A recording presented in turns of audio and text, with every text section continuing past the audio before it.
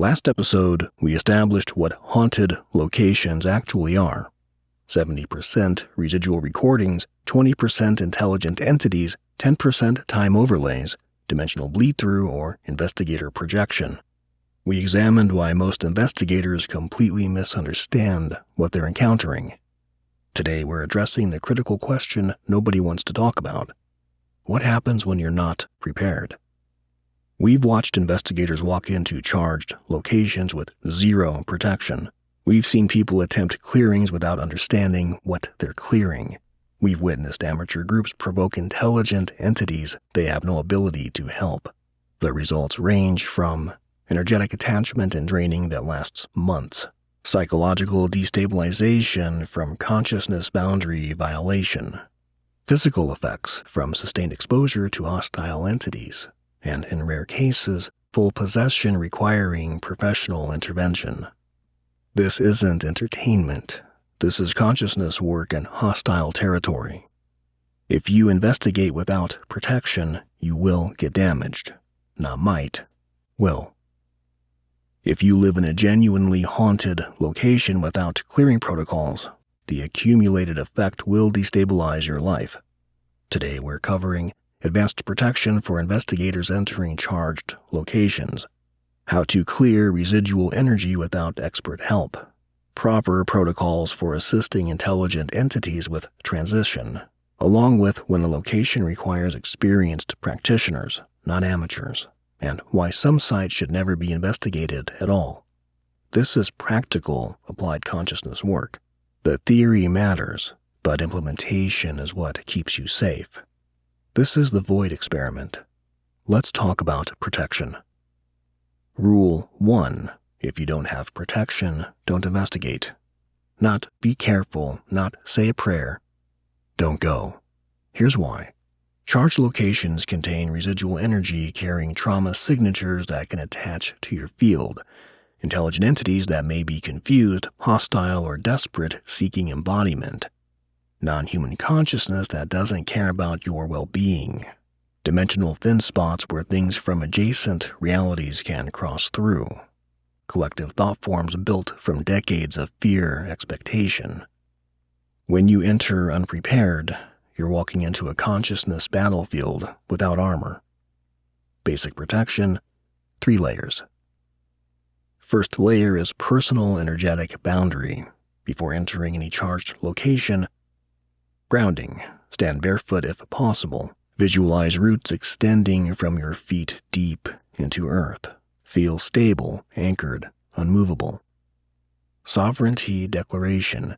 State clearly, aloud or internally, I am sovereign consciousness. My boundaries are absolute. Nothing enters my field without my explicit consent. I command my space. Not a request, a declaration of fact. Shield construction. Visualize impermeable energetic membrane 18 inches from your skin, all directions. Mirrored on outside, reflects hostile energy back to the source, black on inside, absorbs any energy that penetrates. This isn't metaphor. You're constructing actual energetic architecture using focused consciousness. Second layer is protective geometry. Geometry is consciousness training. Certain forms inherently organize energy toward protection. Hexagram, 6-pointed star. Visualize this above and below you. Create sealed geometric container. Upper triangle channels celestial stability. Lower triangle grounds terrestrial chaos. Together they create balanced protection. Circle. Draw a physical circle around yourself with salt, blessed water, or intention. Declare, this circle is boundary between worlds. I stand within sovereign space. What is outside remains outside. Medieval grimoires weren't symbolic. The circle works because consciousness recognizes geometric boundaries. Tetragrammaton. If you work with Kabbalistic text, inscribe YHVH at 4 cardinal points. Each letter anchors divine name frequency into your protected space. Layer 3. Invocation of higher consciousness. You don't enter alone, you bring support. Call in whatever aligns with your framework. Angels: Michael for protection, Raphael for healing breach. Deities: Hecate for liminal work, Hermes for safe passage between worlds. Guides: personal spiritual team, higher self, your own consciousness at meta-level perspective.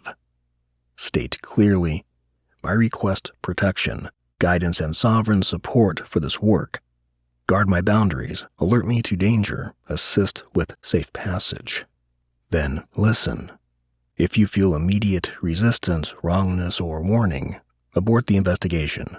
Your protection team is telling you not to proceed. During investigation, maintenance. Every 20 minutes, check your boundaries. Shields still intact, grounding still solid, energy field clear of accumulating debris. If you feel sudden exhaustion, energy draining, disorientation, consciousness boundary breach, intrusive thoughts not your own, attempted influence, physical cold concentration in chest or spine, attachment attempt. Immediately reinforce protection.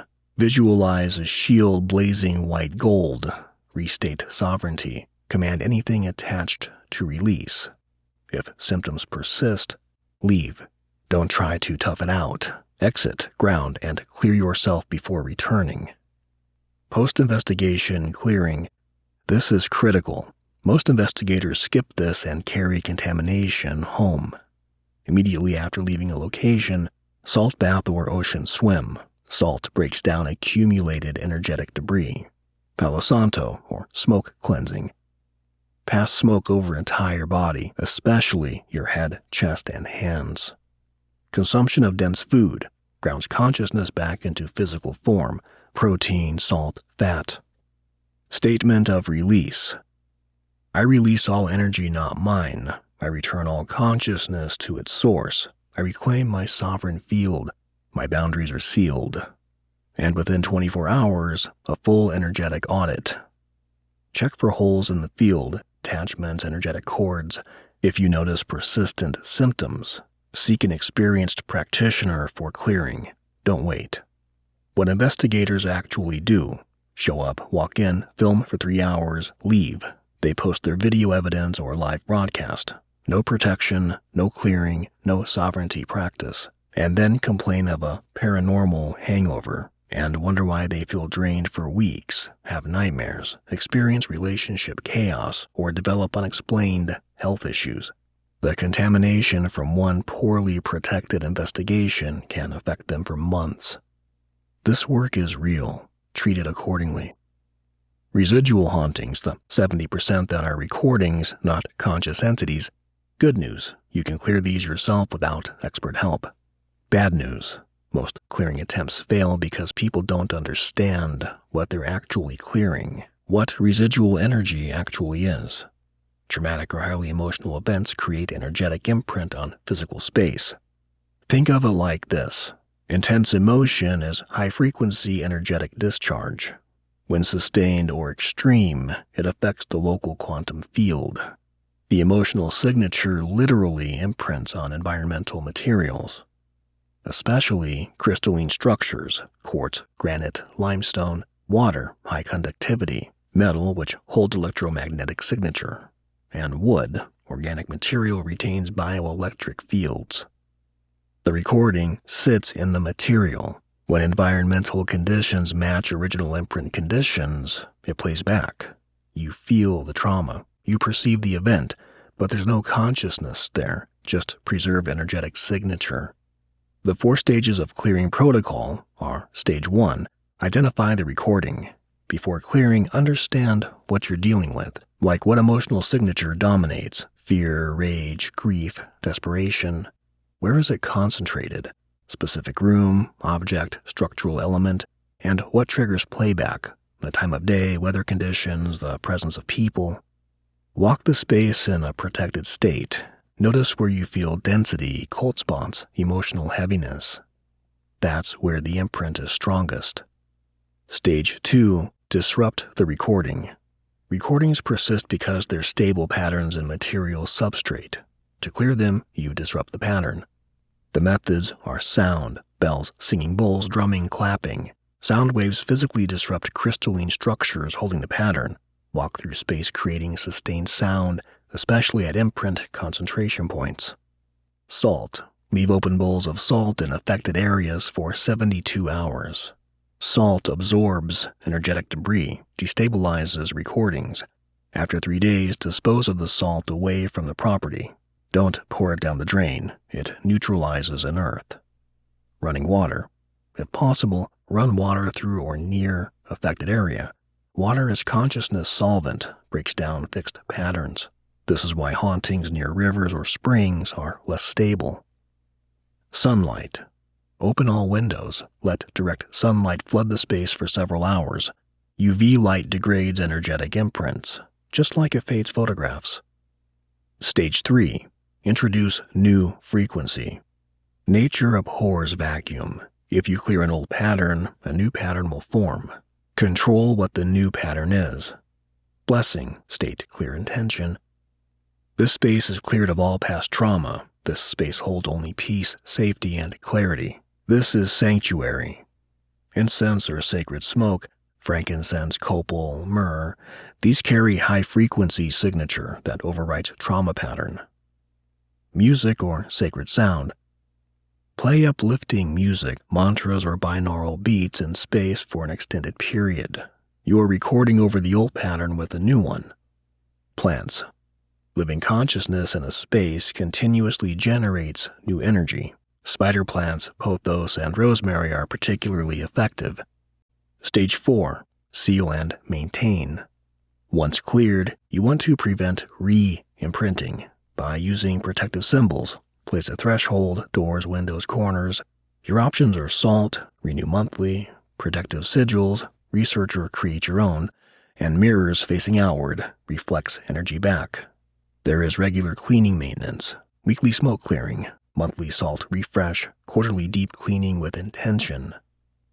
Positive use of space. Fill it with life, laughter, creativity, love. Active positive consciousness prevents negative re-imprinting. What about objects?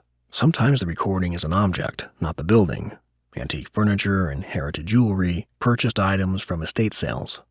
If an object feels heavy, cold, or brings consistent negative effect, option A is to clear it. Salt burial for 7 days, smoke cleansing, direct sunlight for a full day. Option B could be to remove it. Some items are too saturated. Better to dispose than keep trying to clear. Trust your discernment. If it still feels wrong after clearing attempts, remove it. Important distinction.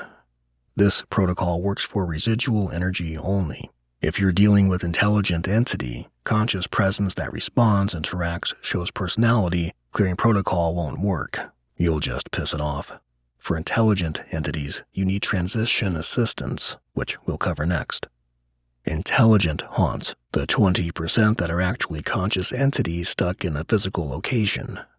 These aren't recordings. These are beings experiencing genuine existential crisis. They died. They're still conscious. They don't know what happens next or how to proceed. Many are confused about their death. Sudden trauma. They didn't realize they died. Attached to location. Unfinished business. Waiting for someone. Afraid to leave. Trapped by belief. Religious programming that they're in purgatory or can't leave until judged. Holding on to physical identity. Don't understand they no longer need physical form. They need help, not exploitation. Transition Assistance Protocol. Stage 1. Establish communication. This isn't ghost hunting. This is consciousness counseling. Approach with respect. You're addressing a being in crisis, not collecting evidence. Clarity. Speak clearly, simply, as you would to a confused person. Compassion. No matter how hostile they seem, they're frightened and lost. Initial contact. I know you're here. I can sense your presence. I'm not here to force you to do anything. I'm here to help if you want help. Can we communicate? Then listen. You might receive emotional impressions, visual flashes, sudden knowing, physical sensations, actual words, rare but possible. Some entities communicate through equipment, spirit box, EVP. That's fine, but remember, it's a person you're talking to, not an evidence source. Stage 2. Clarify their situation. Many entities are confused about what happened to them. Gently establish, do you know what happened to you? Do you remember dying? Do you understand you no longer have a physical body? Do you know how much time has passed? Some died centuries ago and think it's still their lifetime. Telling someone from 1847 that it's 2025 can be destabilizing. Go slow. Others died recently and are in shock. They need acknowledgement and grounding. Stage 3, address what's keeping them. Ask, what are you waiting for? What do you need before you can leave? Is there something holding you here? Common responses, I'm waiting for a person. That person likely already died and transitioned. The entity needs to know they can reunite on the other side, not by staying in a physical location. Or they'll respond with, I have to tell them something. If possible, facilitate the message delivery with discretion. Often once the message is communicated, the entity can release. Or you'll hear, I don't know where to go. They need guidance toward the threshold. There's, I'm afraid, of judgment, hell, non-existence, the unknown. Address the specific fear with gentle reassurance. Stage 4, facilitate transition. Once the entity is willing, invoke transition assistance. Call in guides, angels, deceased loved ones of the entity. If you know the entity's name, say it with, I call upon those who love you and have gone before. I call upon your guides, your angels, your higher wisdom. Show this being the pathway home. Make the way clear and safe. Create a visual pathway. Many entities need to see where to go. Help them. Look for the light. Look for the opening. Look for someone you recognize who's already crossed over. They're there. They're waiting for you. If you're clairvoyant, you may actually see guides or deceased relatives appear for the entity. Describe what you see. It helps them locate it. Encourage movement. You're safe. It's time to go. Walk toward the light. Move toward the voices calling you. You're going home. Complete the transition. You'll know when it happens. The space shifts, pressure releases, temperature normalizes. The presence is gone. Thank the guides who assisted. Close the portal you opened for transition. The pathway is closed. Only those meant to move through have moved through. This location is now cleared. Stage 5. Clear the space. Even after a successful transition, residual energy remains, like heat signature after someone leaves a room. Do standard clearing, salt, smoke, sound, light, to remove residue. What if they refuse to leave? Some entities are hostile, attached, or unwilling to transition. Do not attempt forced removal unless you're trained. Options. Boundary setting. You may stay in this location, but you may not harm or frighten the living residents. These boundaries are absolute. You will respect them. Some entities calm down when given clear rules. You can call in professional help, an experienced medium, shamanic practitioner, or a priest trained in deliverance work. Know your limits. In extreme cases, vacate the location. Some entities are beyond amateur help. If you're a resident experiencing ongoing hostile haunting, moving may be safer than attempting DIY clearing. Critical point. You're helping a conscious being navigate one of the most significant transitions they'll experience. This is sacred work. If you approach it with ego, curiosity, or desire for evidence, you'll fail, and possibly make things worse. If you approach with genuine compassion and willingness to serve, transition becomes possible. The entity feels the difference in your intention. Act accordingly. Part 4. When to call experienced help. Know your limits. Some situations are beyond amateur capability. Attempting intervention when you're not prepared doesn't make you brave, it makes you reckless. Call experienced practitioners when physical manifestation escalates, like objects moving, physical touches, visible apparitions, property damage. This indicates an entity with significant energetic power. They can affect physical reality. They can affect you. If you don't have training in managing higher power consciousness, don't engage. And possession symptoms appear when someone in the location exhibits lost time or memory gaps, speaking in voices not their own. They have knowledge they shouldn't possess, and personality changes not explained by psychology, an aversion to sacred objects or language, and physical changes, unusual strength, different facial features. This is not mental illness, though that should be ruled out first with medical evaluation. This is consciousness boundary breach, which requires an experienced deliverance practitioner immediately. Priest, shaman, experienced medium trained in extradition work, not a YouTube ghost hunter, not an amateur investigator. Another would be the entire household is affected, multiple residents experiencing nightmares with shared energy, simultaneous health decline, relationship deterioration, financial collapse, substance abuse emerging, suicidal ideation. When a haunting creates systemic life collapse for everyone in the location, you're dealing with powerful, hostile consciousness. This requires team intervention, multiple practitioners working on coordinated clearing. There's also historical indicators of extreme darkness. A location history can include ritual murder or sacrifice, sustained torture, mass death, intentional occult workings by prior occupants, or geographic positioning on a known power site. These locations may have multi-layered consciousness issues, like traumatized human entities, intentionally summoned non-human entities, energetic vortex effects from land itself, and portals that were opened and never closed. Do not investigate alone. Do not investigate without an expert team. And if your protection fails, if you enter with full protection protocols and experience a shield-shattering sensation, an overwhelming terror beyond normal fear, a physical paralysis, consciousness disconnecting from your body, attachment that persists despite clearing attempts, you're outmatched. Leave. Seek help. This isn't failure. This is survival. Where to find experienced help? Vetted practitioners are shamanic practitioners with verified training. Check lineage and avoid weekend workshop shamans. There are mediums with demonstrated ability. Ask for references, evidence of successful clearings. There are priests trained in exorcism and deliverance, Catholic, Orthodox, or denominations with formal training programs. And there are energy workers with 10+ years experience in entity work. Red flags. Guarantees of instant clearing. Demands for large upfront payments. A dramatic performance instead of focused work. Claims of supreme power or special chosen status.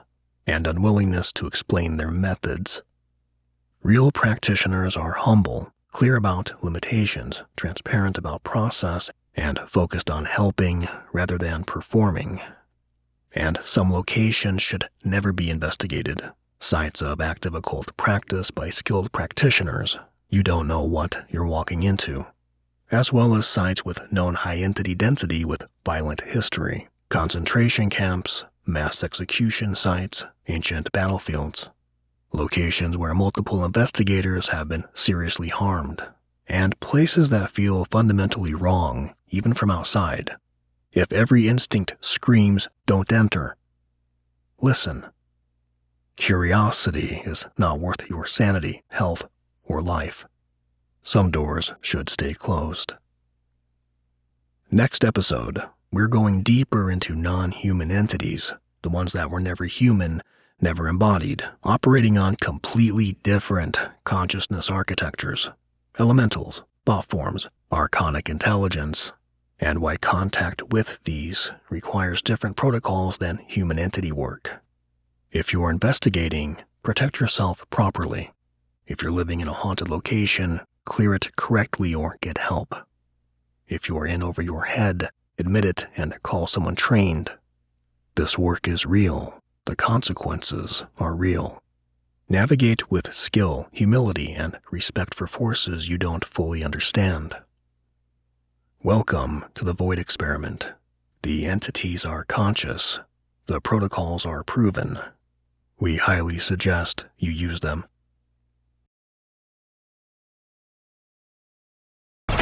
What the? Did you see that? Get out! Playing it back now.